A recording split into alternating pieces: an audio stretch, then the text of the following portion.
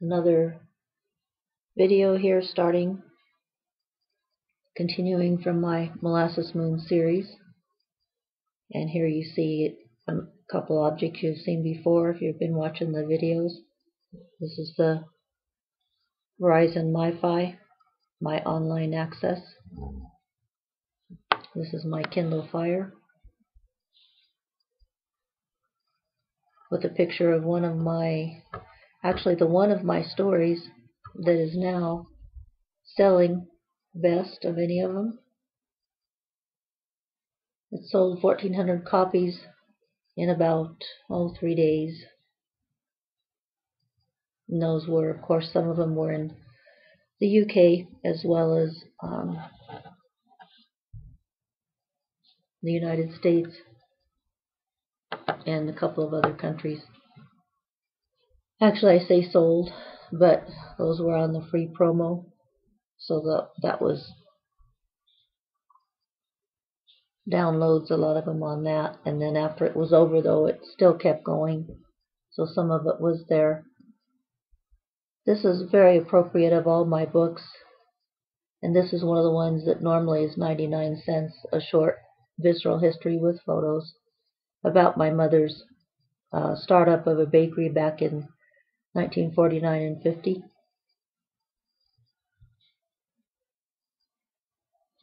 So I'd just like to open up with I wonder if this could be seen if I set it up on something. Give me some company. Let's see. I can do a little. No, that's not going to be high enough. Try something else. Bear with me. Yeah, I'll probably knock it over. No, that's not going to quite work either. Well, maybe for a while, just to have this like a little icon.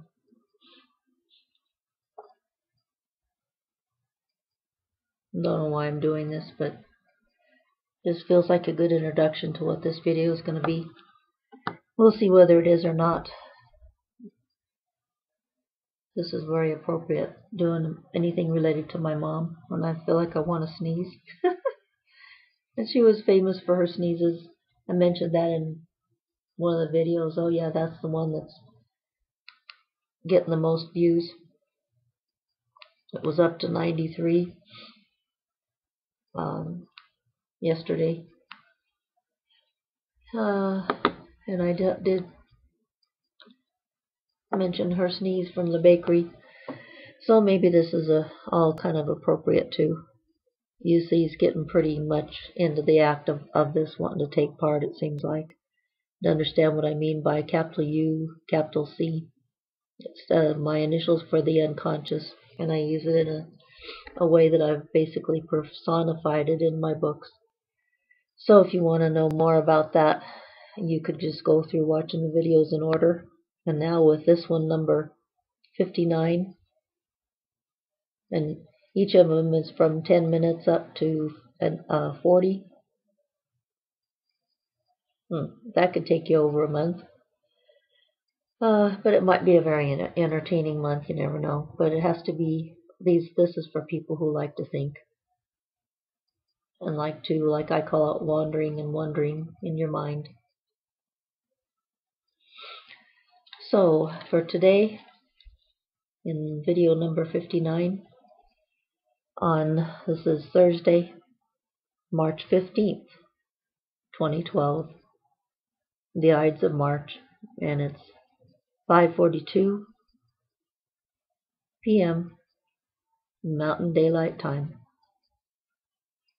I think a couple of things I want to touch on today. It'll all, as usual, be continuing with other videos, continuing to weave different themes that I talk about for a little while and then sidetrack to another thing, and then talk about that for a little while and then sidetrack to another one, in a process that basically uses the right brain more than the left brain.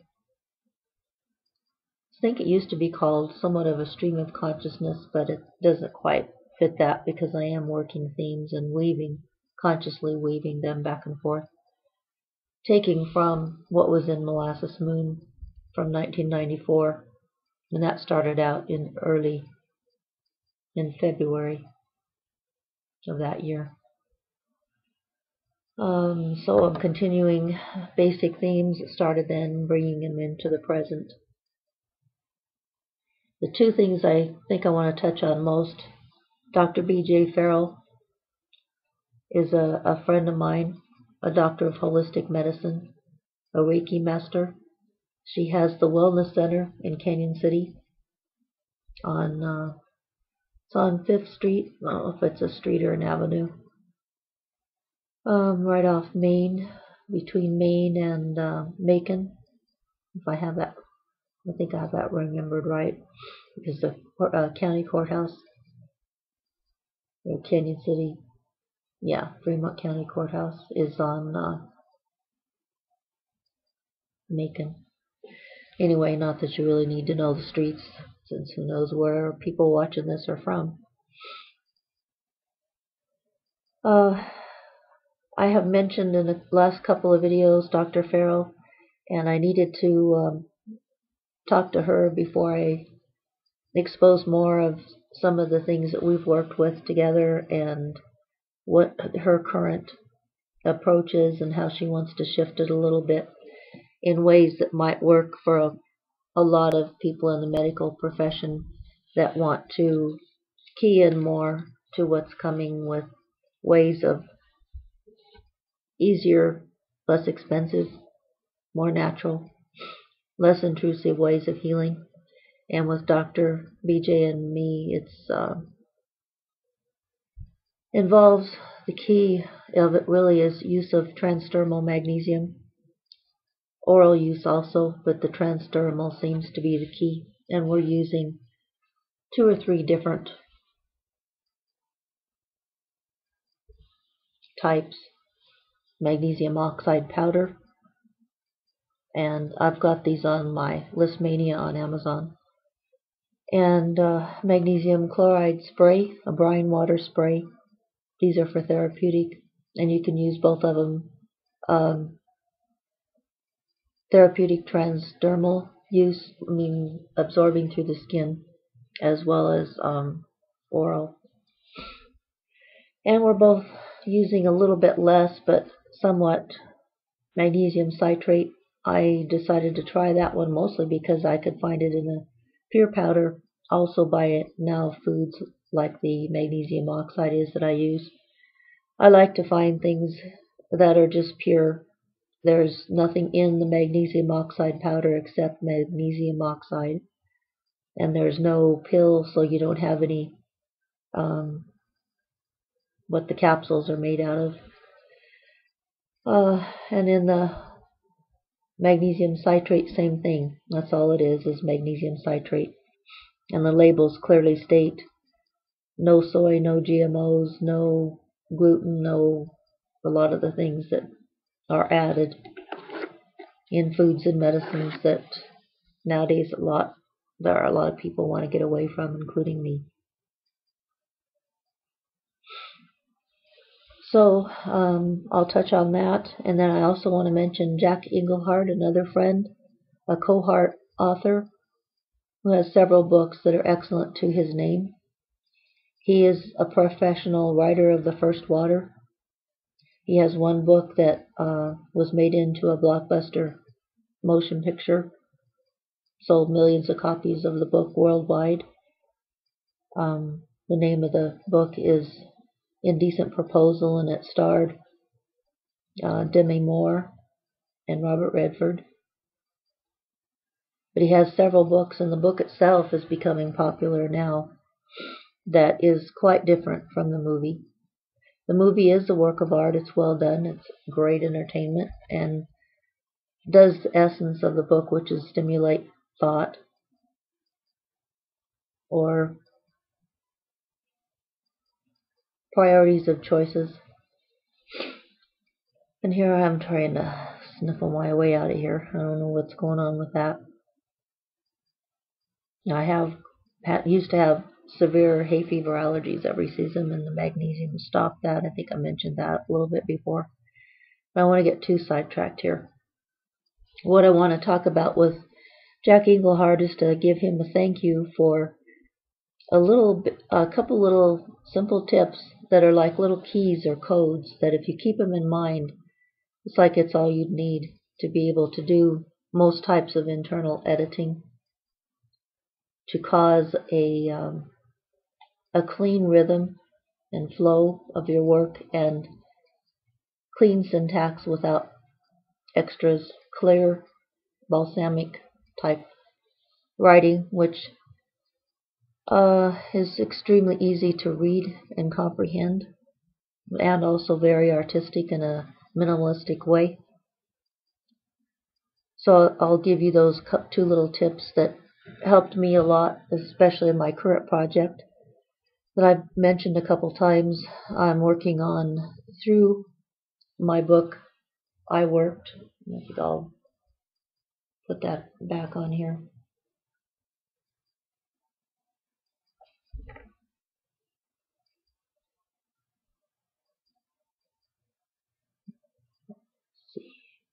There we have Molasses Moon, and then I Worked is right behind it.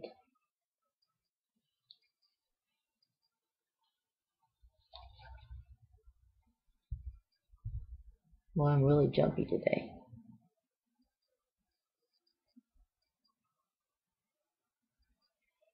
Through doing a little bit of editing in this book, which is published, and that's kind of one of the nice things about Kindle.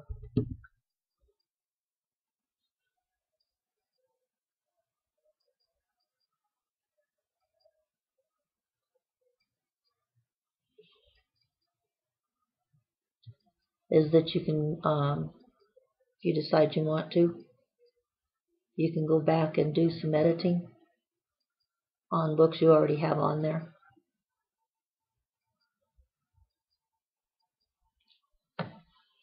And this is one of my visual histories, and I have a code that I'm working on that defines the way this type of work is done. And what I'm doing now basically is editing that code.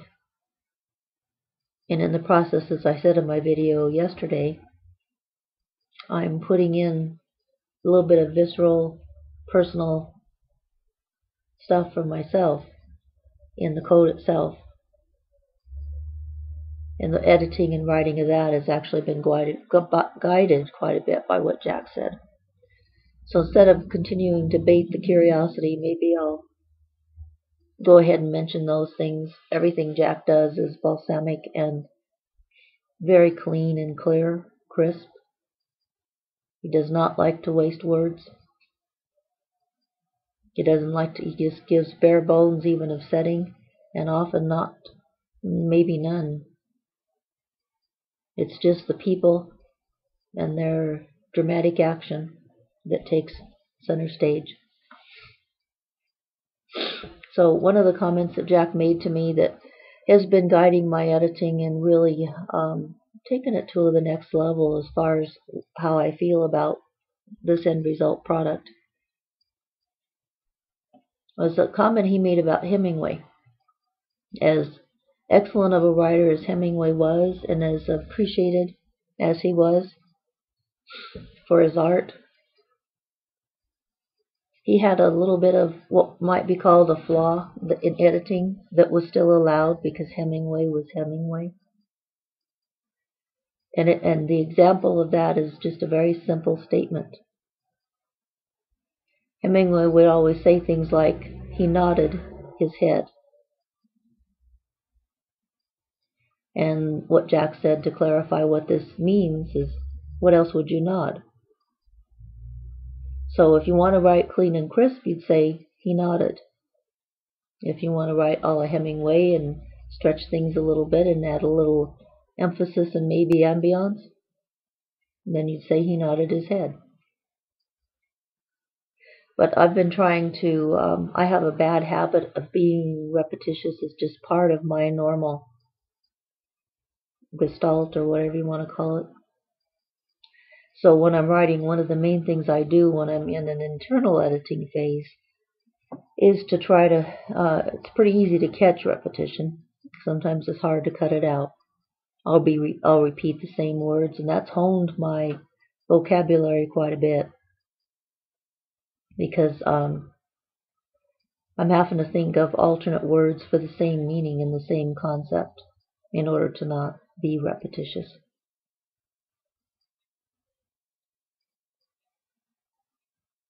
And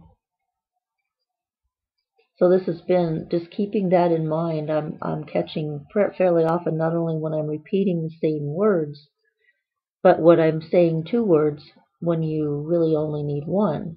And I want to clean up the clarity so that people don't have to trip over the words. And this is a complex, sophisticated meaning that I'm trying to convey. So if you're trying to do something like that and you want people to comprehend it easily without having to do a lot of work and tie their brain in knots, then you might try to use syntax like he nodded rather than he nodded his head. It's so amazing how a little key like that can be applied very easily to anything you're writing. I catch myself really often using 2 or even 3 words that are saying basically the same thing. And you try it different ways. Read it with 1 word taken out of the 3, and then you read it with 2 words taken out of the 3. Maybe trade a little bit on those 3 words, and you'll come up with the bottom line skeletal structure of the meaning that you really wanted, that's closest to what you really wanted to say. Now I think I'll go ahead and move my Kindle here.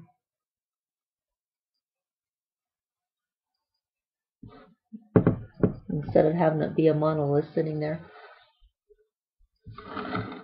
Give me a little bit more space.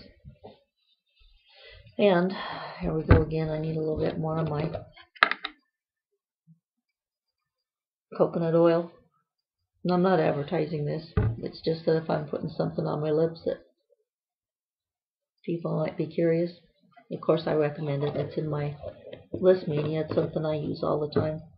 But I'm just letting you know because I basically need to use it periodically. And I like to be natural, as I said in video number 47, that I tied in here earlier. I don't remember what it was. Maybe it'll come to me later.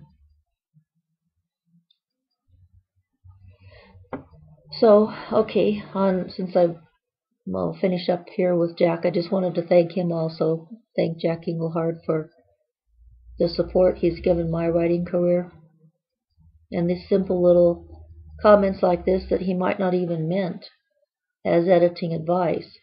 More than anything, what he was trying to do was support me in accepting the way I write. If I want to write actually more like Hemingway, that he can be a good example of that too. But honestly, at this point right now, and after reading Jack's type of style, I think I'd like to clean up as much as I can and be crystal clear like that. Bare bones, balsamic essence.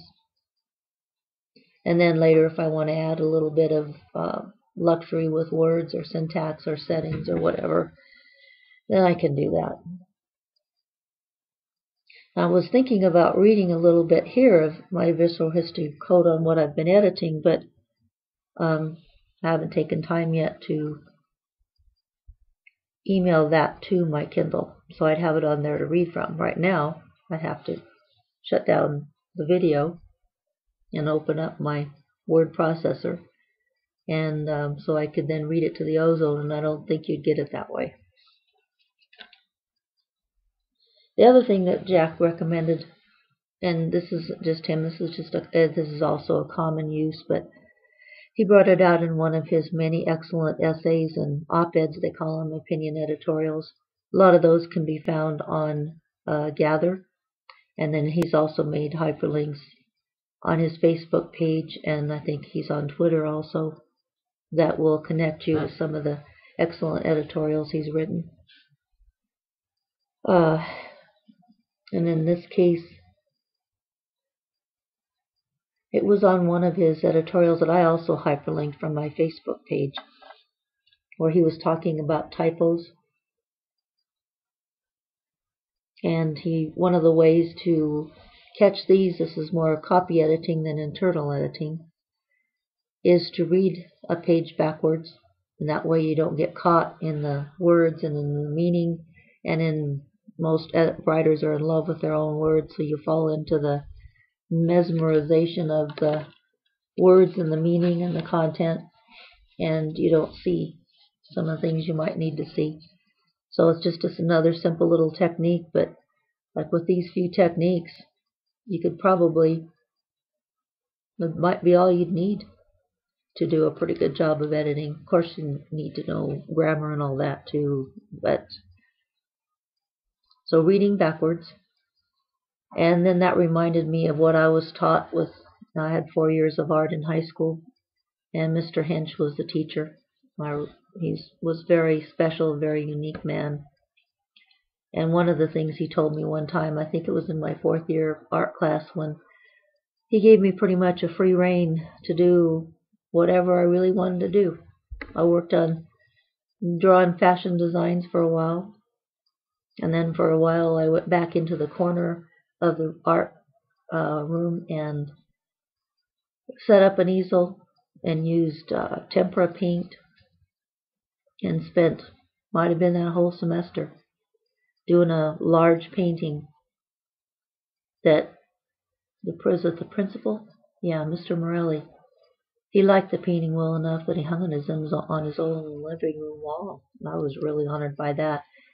Frank Morelli was the husband of Bernice Morelli, who's the librarian that I mentioned in Molasses Moon. Circles within circles.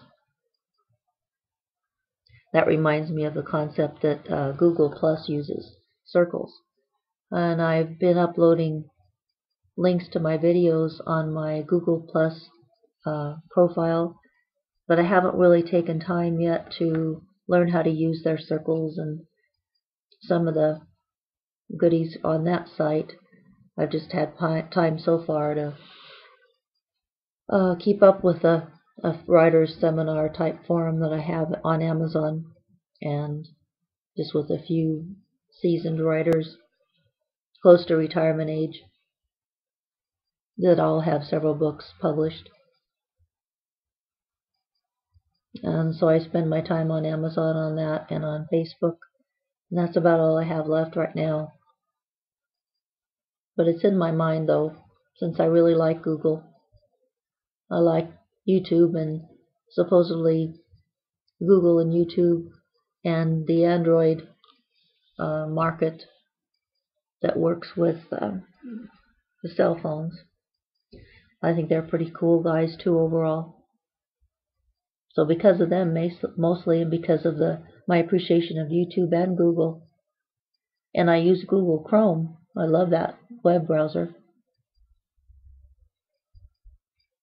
So back to Mr. Hinch and Morelli. We did a little bit of a real sidetrack here. And you never know. Before too long, I'll be standing up on the table dancing instead of giving commentary, if I keep this sidetracking and backtracking and talking about rhythm and writing too, because Jack does a really good job of that. When you read his books, you almost feel like you're listening to music of words, music of syntax. That's one of the things I look forward to most when I read a new book by Jack Engelhard, is the rhythm in the writing. It just makes his rhythm and the clarity and the cleanness of the prose makes his writing almost read itself, which reminds me of the compliment Lonnie gave me, that reading Molasses Moon is almost like thinking your own thoughts. And when I was reading Jack's work, I kept thinking, what I like here is what I like and did quite a bit of in Molasses Moon, but my prose really isn't quite as clean and crisp as Jack's is. But there's a rhythm to it. Another author that I noticed a real rhythm to the writing style is, let's see, Robert B. Parker, especially in his Spencer series. I've read every one of those books, relished them, and reviewed them. In fact, I got percolated so much with the rhythm in his writing, most of my reviews pretty much went off track and were too long, and I don't know, got a little bit silly. Some of them, with that type of inspiration, came out really good and got some yes votes. Actually, there were some websites that put almost all of my reviews of his books as the only ones recommending or referencing his work. I was really honored by that. They did better on websites where people are wanting a little bit more meat and to put some more thought, and for whom a long review like mine isn't really offensive. It's something they're seeking. Let's see, Robert B. Parker's Spencer series, Jack Engelhard, Molasses Moon. They have just a type of writing rhythm that is also very conversational. You feel like the person's just speaking to you. But in the case of Robert Parker and Jack Engelhard, it's colloquial and conversational, but it's always also extremely crisp and clean.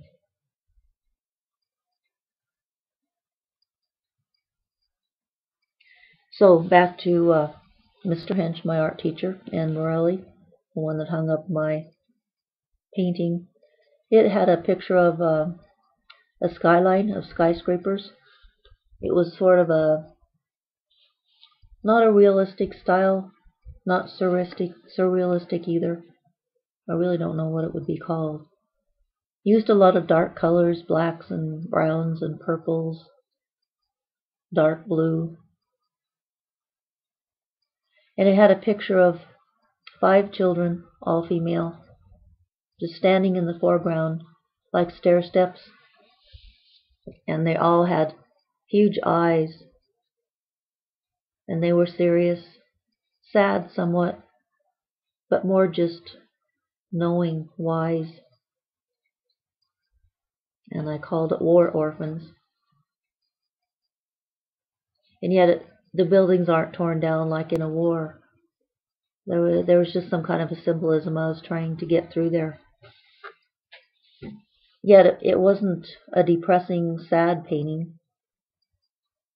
It was melancholy.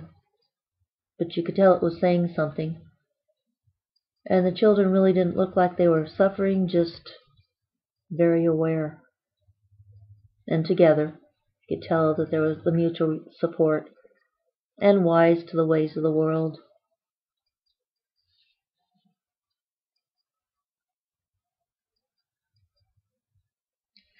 What Mr. Hench told me in that art class, and I did bring this out, I think, somewhere in my books. I don't know if it was in Molasses Moon or some other ones, but to Keith, he didn't realize at that time, because I don't think the terms had come out yet when I was in high school back in the 60s.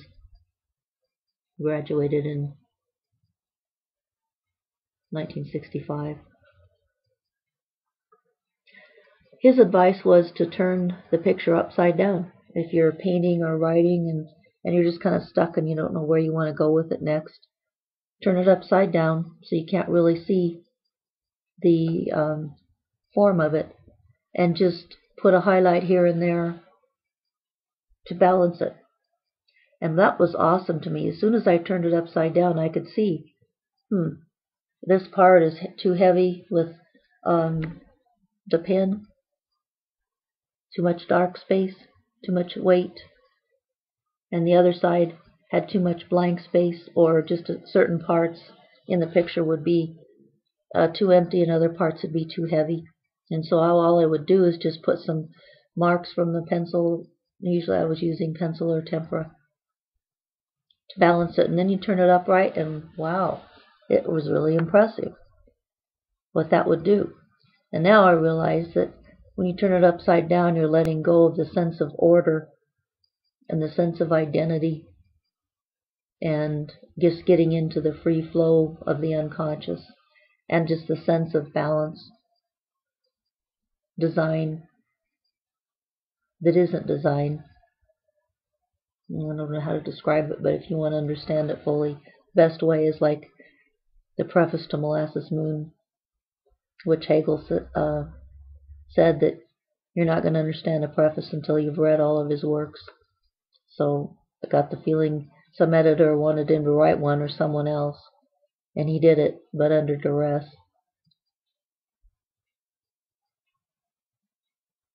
So it's sort of like that. Maybe you won't really get it until you have a drawing and you're stuck and you turn it upside down and make a few marks and turn it right side up and see what it does. And the right brain thing, okay, that reminds me of something I said on my video. I think it was yesterday's, or number 58. It was either 58 or 57. And I mentioned about my use of right brain often, because I mentioned there, I said it uses more energy. The reverse is true. The right brain uses a lot less physical energy because it's just more intuitive, free flow, psychic. There's no pulling or drawing or attempting to make sense, or translating is what you do with the left brain. You translate, I think, actually information that might come in through the right brain, but it's not verbal, it's not in words. It's very lightly defined or designed. And in fact, it comes, I think, through chaos to start with. And then it works into some kind of a design, and you catch it enough, just barely enough. It doesn't take that much energy. And you can communicate it without too much organization or tracking or connecting points very clearly and very logically. Using the right brain, anyway, to clarify that, for me is great, because I mentioned that I didn't have much physical energy, that my astrological chart has no earth, which is a practical earth physical part. People that have a lot of earth are very practical and probably have a tremendous command of their left brain. And if they have a lot of earth, they might have a real hard time doing anything creative or spontaneous. They might have to have everything pre-organized, pre-planned, outlined. And there's no right or wrong way. People just have a different balance or a different strengths, and it shows up in their astrological chart if you're doing the whole chart from the map of the solar system, from the place and time of birth. And you know how to work with that as a truly professional astrologer. That will show the balances in your chart. Of course, the fire, earth, air, and water can be seen just through the signs, too, of all the planets and sun and moon. But, so the point I was making here is that I use my right brain a lot, and that's why I kind of jump around and sidetrack. Just take cues here and there, allow myself to do that, especially when I'm a low ebb with health, or like I'd said, when I'm doing something very likely of a split consciousness type thing from a paranormal realm. And that takes even more energy that I wouldn't have in the present focus. And yet I allowed myself to use that and do that in these videos, especially the ones after I was grounded by reading. When I was reading something, pretty well grounded in the words. And so when I come up with something ad-libbed, it's well connected to what I've just read. So that would work better for most left brain oriented people. And now that I both low ebb in health and doing a lot of work for some reason, it's like paranormal type work, and I just have a lot less of the kind of energy that you need to have to work the left brain better. So that just pulls in a little bit more information and clarifies an error that I made. That if you can use your right brain more, it takes less physical energy. And if you're really tired, And if you know how to flip from the left to the right side of your brain, you might be able to keep on accomplishing something, especially creative, and then tie it together later. Okay, and that bothered me. That was definitely a goad, because it bothered me to leave that error of stating that the tremendous amount of energy came from the left. It comes from using the left side of the brain. It needs to organize and order and translate things, concepts into words, into language. And the right brain just is pure intuitive. And my theory is that when you tap into Akasha records, people talk about that metaphysically, or channel or do things. Normally that's done through the right brain, I think. All intuitive things. Savants, that they call some people that have, even with autism, that have some other tremendous skills with numbers or different things.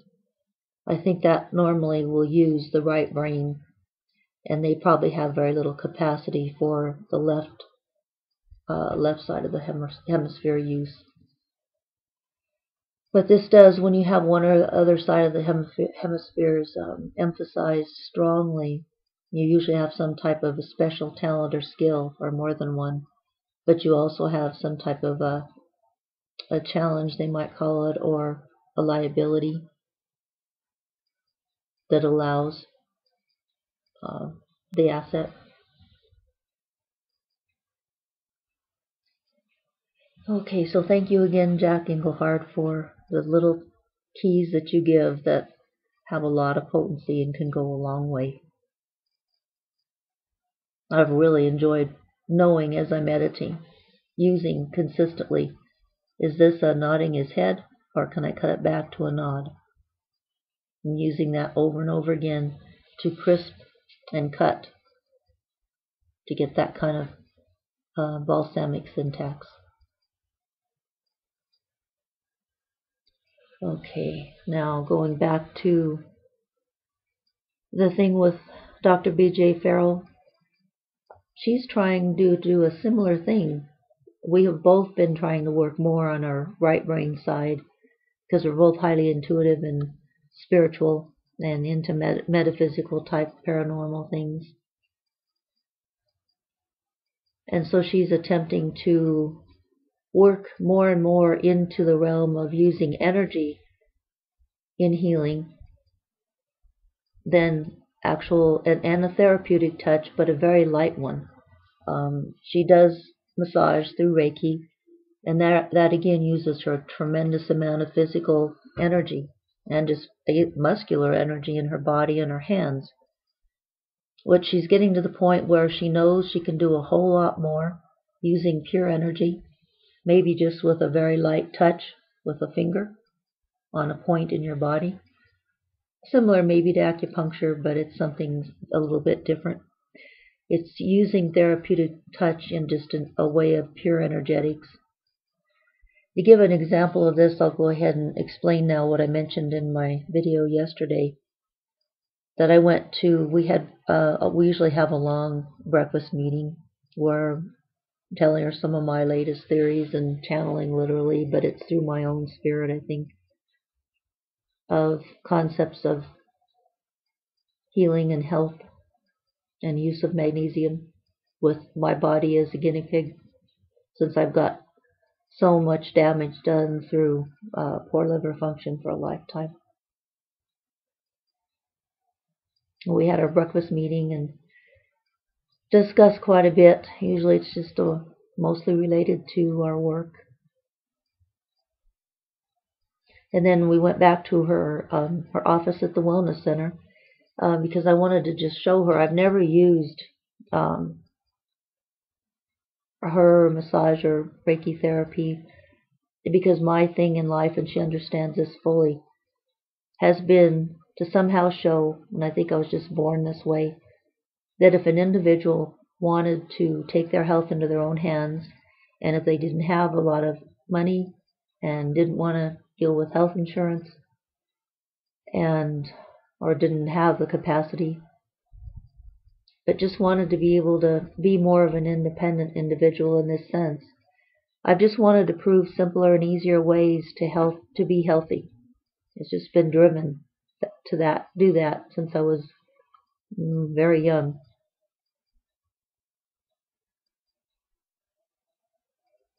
So I wanted to prove that I could use just the magnesium, the various types of input, mostly transdermal, but also oral. That given its time, magnesium takes a little bit of time and it has to go through its own sense of priorities, but that it would actually get rid of that tumor even though it had started to grow. And I think due to the increased soy intake that I just didn't have enough to get rid of quickly enough, and the estrogen effect started the growth. Okay, so almost for about 20 years I've had this little thing. It might have been more like a cyst basically than a tumor before, because it was probably half the size of a pea. But it was big enough and right close enough, probably connected to my spine on my left side, about midway down, maybe kind of close to the shoulder blades, bottom part, mid part. Anyway, really didn't bother me, except I knew that it was there. Except one time a few years ago, it did start growing a little bit. It got to the point that I couldn't lean back in a chair very easily without it hurting. And it got big enough that I had a crossroads. I was either going to have to go to a surgeon and get it removed surgically, which would be hard for me because the kind of medicines that they use and just the stress of the process with my magnesium deficiency, it's just possible that just that simple little surgery might have taken me down far enough that I might not have survived it. And if I did, it would have taken a lot of work on my part. And anyone other than Dr. B.J. Ferrell that's known me for years and we've been just close friends, I don't think anyone else would quite understand how to work with some of my issues in conventional medicine anyway. But I was ready to do that if necessary, because it was starting to cause some very deep, very difficult pain. Not the type that would make a primal scream, but enough that it just was extremely draining, like it was sucking out the life force. So as my last resort, right when the moon was at about its darkest, decreasing, was you use that to decrease something, I just made a simple poultice out of crushed lavender blossoms and aloe vera gel. That's just what I did intuitively. I didn't have lavender essential oil yet. I hadn't gotten into that phase.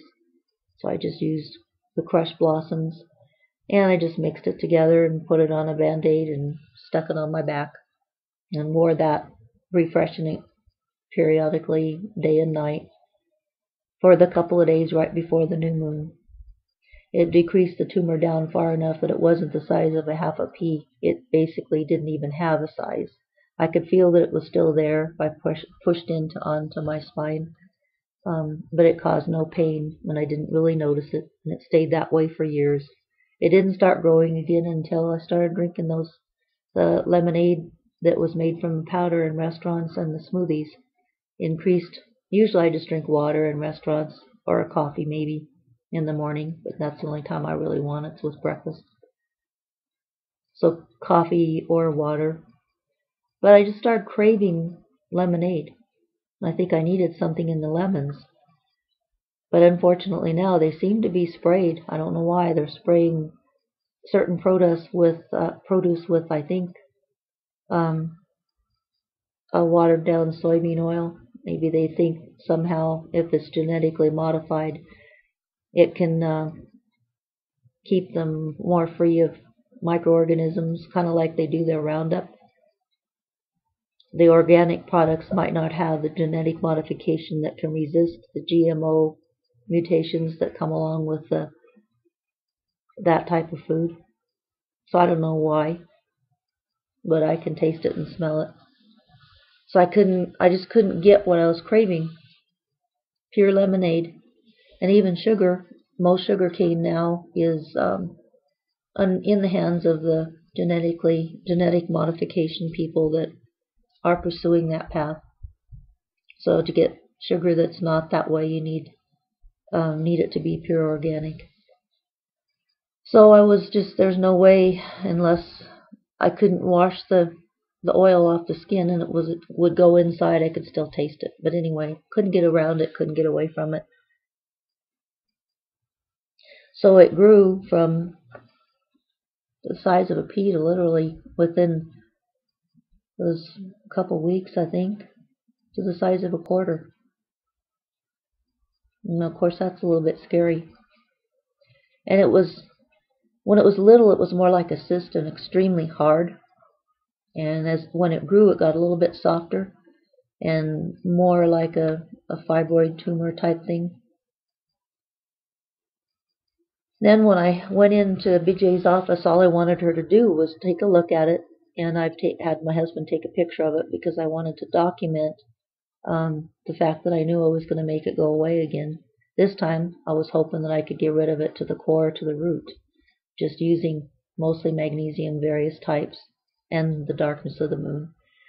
But it was big enough and scary enough. I was just going to go through every day of every cycle from, full moon to the decreasing moon, even though I know what the darkest decreasing state would be when you have the most ability working with just the universe. When I went in there, though, she took a look at it, and I wanted her to be witness of it. And then on her own impulsive instinct, which I usually trust too, she just reached forward with her forefinger and touched it. Put a little bit of pressure on it, just right in the center of it. And I went ahead and just let her do that, because I trust her.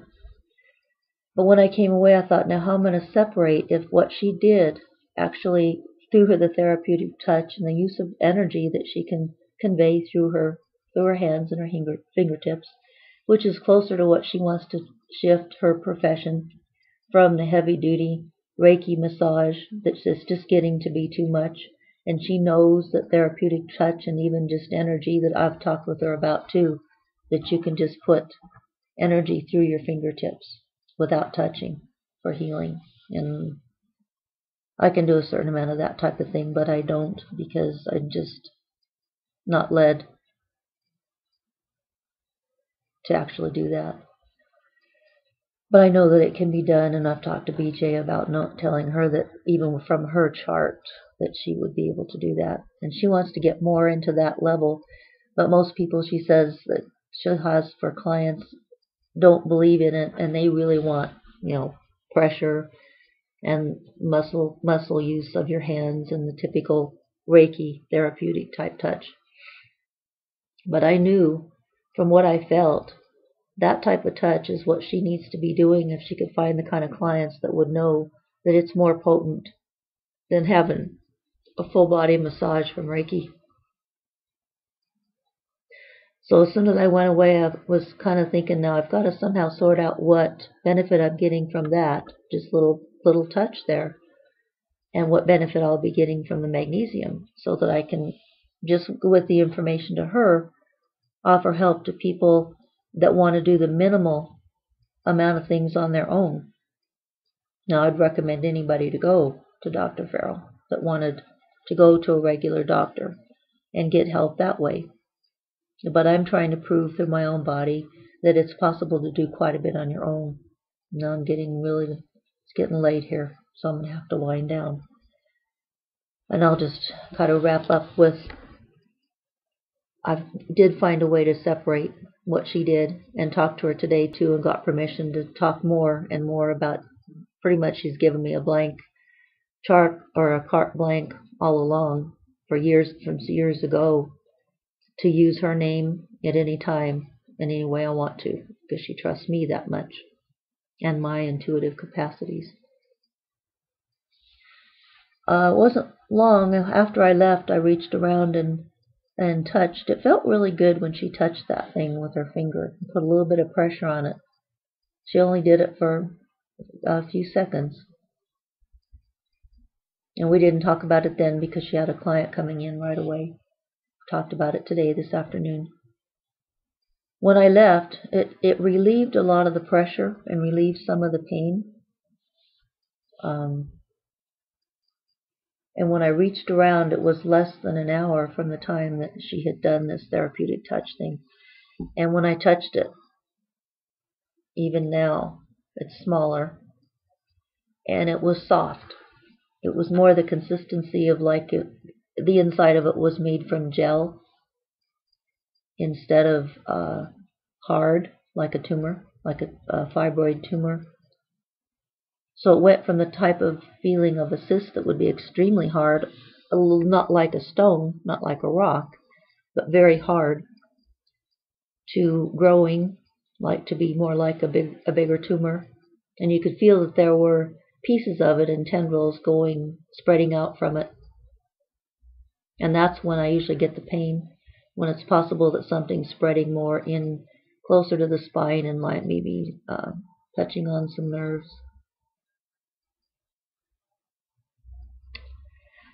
So it relieved the pressure, relieved some of the pain. It dissolved it to a degree that it went from the feeling of a hard tumor to a gel. And now with the things I'm using instinctively on my own, and I'll talk about those maybe another day, I'm applying different types of magnesium different ways.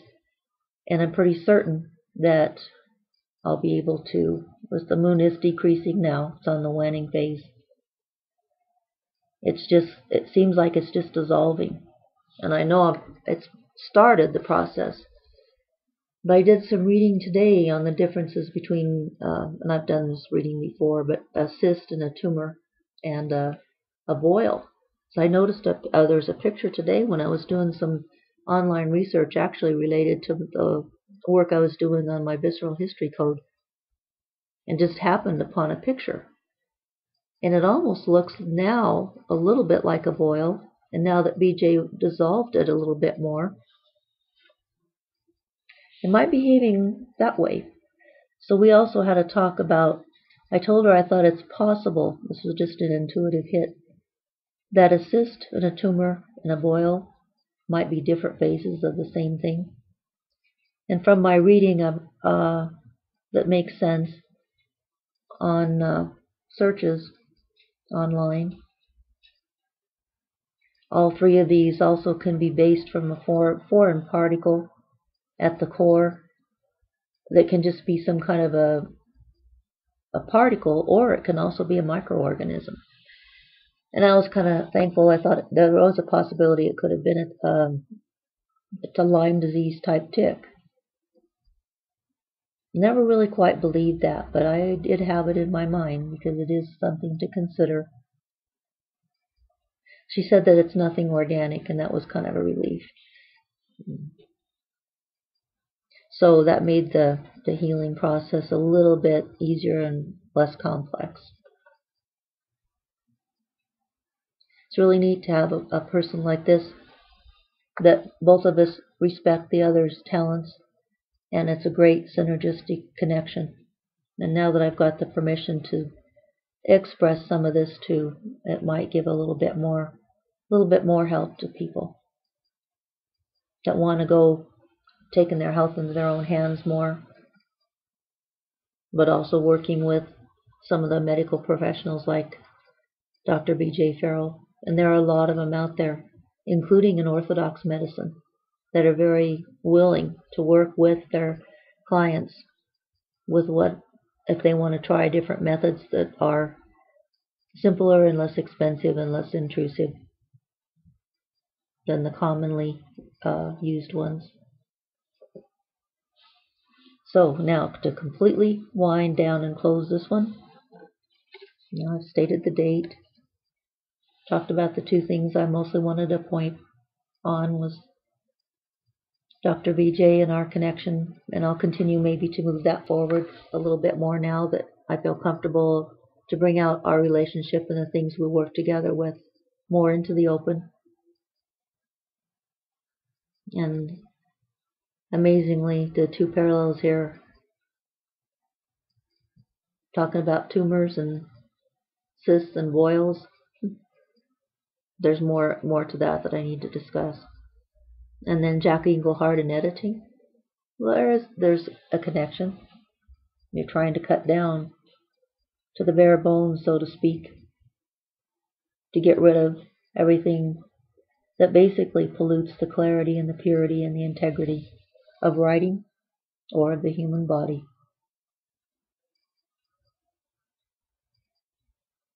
So that's more than enough for one day. We'll sign off. I'm not sure if I have any words of wisdom. Actually, I poured out quite a bit. And I didn't jump around quite as much today. I felt like I have just a little bit more energy. So here's to your health. Take care.